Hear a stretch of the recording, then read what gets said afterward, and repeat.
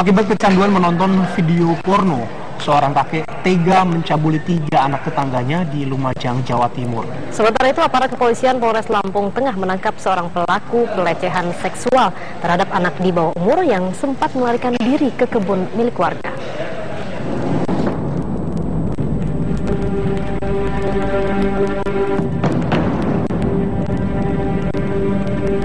Inilah S, kakek berusia 63 tahun warga desa Senduro, Kecamatan Senduro, Lumajang, Jawa Timur, ketika digelandang polisi ke Mapolsek setempat untuk mempertanggungjawabkan perbuatannya. Kakek 4 cucu ini terpaksa berhadapan dengan hukum setelah pihak kepolisian memperoleh laporan adanya tindakan pencabulan yang ia lakukan terhadap 3 orang anak tetangganya. Pelaku mengajak korban-korban yang nonton bareng video porno melalui ponsel pelaku.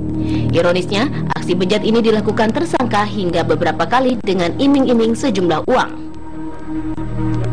Untuk tersangka, cara menjerat para korban dengan cara mengiming-imingi uang, dipanggil ke rumahnya. Setelah sampai di rumahnya,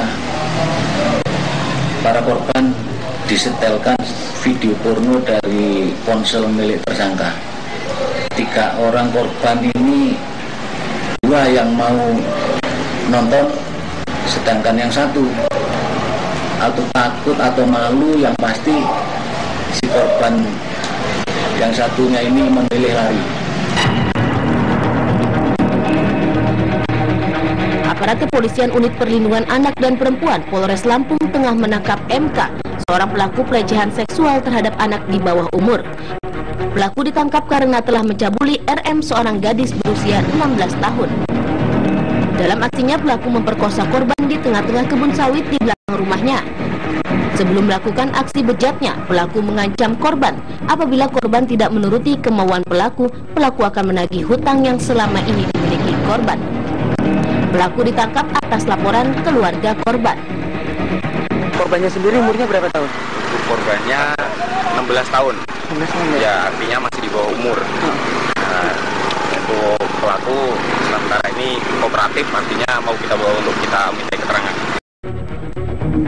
Pelaku langsung dibawa ke Mapolres Lampung Tengah untuk menjalani proses penyelidikan dan pemeriksaan lebih lanjut. Dari Lumajang, Jawa Timur dan Lampung Tengah, Lampung, tim TV One mengabarkan.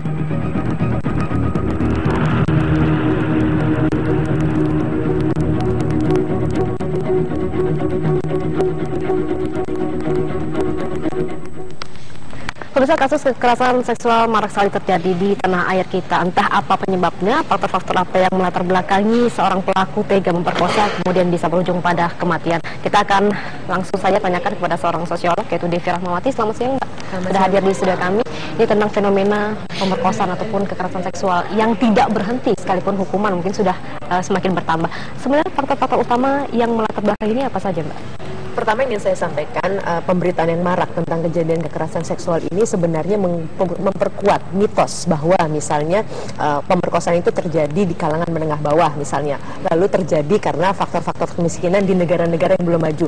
Padahal realitanya tidak demikian. Negara-negara maju justru adalah negara-negara dengan peringkat kasus pemerkosaan tertinggi di dunia. Di Inggris misalnya itu setiap harinya ada 200 pemerkosaan yang terjadi. Di India demikian juga. Di Amerika per 107 detik itu terjadi pemerkosaan misalnya. Sampai sekarang ya? Sampai sekarang. Nah, ini yang ingin saya sampaikan bahwa kita cukup bersyukur dengan adanya berita ini. Mudah-mudahan mengingatkan kita semua agar kita tidak kemudian menyalip ranking negara-negara maju menjadi negara dengan tingkat pemerkosaan tertinggi. Misalnya data Komnas PA atau KPAI kan jelas misalnya sekitar 2.300-an. Itu berarti per hari alhamdulillah hanya sekitar 6 misalnya. Walaupun ini kan gunung es, biasanya terjadi 2 atau 3 kali lipat. Yang di Amerika pun dan di negara maju pun data yang ada itu juga sebenarnya 2 kali 3 kali lebih banyak sebenarnya. Nah, apa yang kemudian menjadi penyebab munculnya para predator atau pemerkosa pelaku kekerasan? Ada paling tidak catatannya ada 4 atau 5 faktor. Pertama, faktor biologis. Ada sebuah studi yang menyebutkan bahwa 33% di benak laki-laki itu ada fantasi untuk melakukan kekerasan terhadap perempuan misalnya.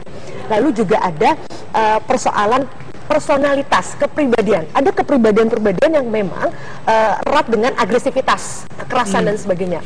Lalu juga ada kelainan psikologis. yaitu dia merasa puas, dia merasa bahagia ketika dia bisa melakukan kekerasan terhadap orang lain, termasuk perempuan misalnya. Yang keempat adalah oportunitas, kesempatan. Itu biasa terjadi misalnya dalam kondisi perang, atau misalnya di mana calon korban itu adalah kelompok-kelompok yang lemah, seperti terjadi di Surabaya, seorang yang memiliki karyawan banyak, lalu anak-anak karyawannya dia setubuhi misalnya, seperti itu. Nah, hal lain adalah juga faktor pengaruh media. Nah, ini yang juga menarik, karena misalnya memang riset bahkan tahun 80 saja sudah menunjukkan di Amerika misalnya sebagai contoh, negara-negara bagian dengan tingkat penjualan majalah porno tertinggi juga diikuti dengan tingkat pemerkosaan yang tinggi misalnya. Ada apa? Ada berbanding hubungan lurus yang ya? berbanding lurus, betul. Nah, bayangkan sekarang ada 3 faktor misalnya dari kaitannya dengan media, yaitu internet.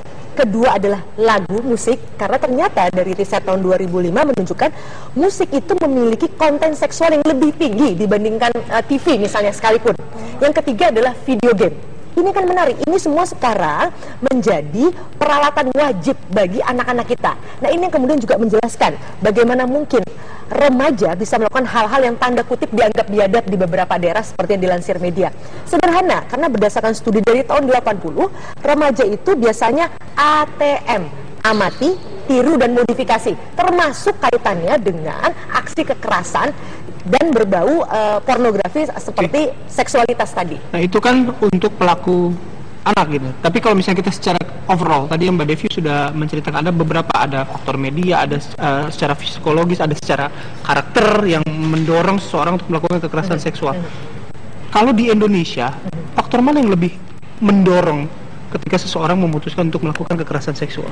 Ini lagi menarik. Tadi gambar kakek tadi kembali meruntuhkan mitos yang biasanya ditampilkan oleh media. Karena media di seluruh dunia, termasuk di Indonesia, biasanya 54% itu menampilkan bahwa pemerkosaan itu dilakukan oleh orang asing. Lalu kedua, dilakukan di luar rumah. Padahal realitanya 70% itu dilakukan oleh orang dekat, bahkan keluarga sendiri kandung sekalipun, dan juga di rumah sendiri. Nah, ini menunjukkan apa? Bahwa ini bahayanya jauh lebih besar dari apa yang tampak di media. Karena bahkan di negara-negara maju yang orang-orangnya sudah sangat pintar, minimal lulusan SMA sekalipun, itu melaporkan itu sekitar hanya 6 hingga 10% yang berani lapor. Di Amerika misalnya datanya, 97% pemerkosa itu melenggang kangkung. Bayangkan, tidak ada laporan atau mereka bisa terbebas dengan berbagai hal kaitannya juga dengan proses hukum dan biasanya para korban itu memiliki keengganan untuk memproses lebih jauh karena persoalan apa? Ada stigma. Belum lagi kalau ini diangkat oleh media, ada rasa malu dan sebagainya yang tidak kuat mereka tanggung misalnya. Artinya sanksi sosial lebih berat dibandingkan mereka melaporkan kepada pihak aparat. Lalu begini, kalau misalnya media internet, kemudian juga media lain di luar pada media televisi yang sudah mungkin KPI sudah mulai melarang. Betul. Lalu sebenarnya apakah ketika media pemberitaan entah itu online ataupun elektronik dengan menulis kronologis juga memotivasi seseorang untuk melakukan pemerkosaan? Contoh kronologisnya adalah dengan cara mendatangi bla bla bla bla gitu. Kemudian langsunglah tiba-tiba orang termotivasi. Ini menarik lagi. Kalau tadi kayak Mbak mengkaitkan dengan antara pemberitaan dengan kemudian mendorong orang melakukannya. Sebenarnya begini, ketika anak-anak yang di Bengkulu misalnya, mereka kelihatan tidak merasa bersalah. Ini kesalahan konten media yang menampilkan seksualitas dan agresivitas yang membuat remaja ketika menonton, sekarang kan di gadget Mbak, bukan nonton TV lagi. Betul. Angkanya sudah sangat berkurang orang menonton televisi, semua internet. Ketika dia melihat ini adalah realita yang setiap hari muncul setiap detik depannya, dia akan merasa bahwa semua orang di dunia melakukan hal yang sama, termasuk mohon maaf persetubuhan yang dilakukan secara jamaah tadi, karena itu kan mereka dapat referensinya dari internet, sehingga ketika mereka melakukan itu mereka merasa ini hal yang normal. Ini jauh lebih berbahaya karena mereka tidak merasa ini sesuatu yang salah. Dan ini salah satunya tadi karena pengaruh media.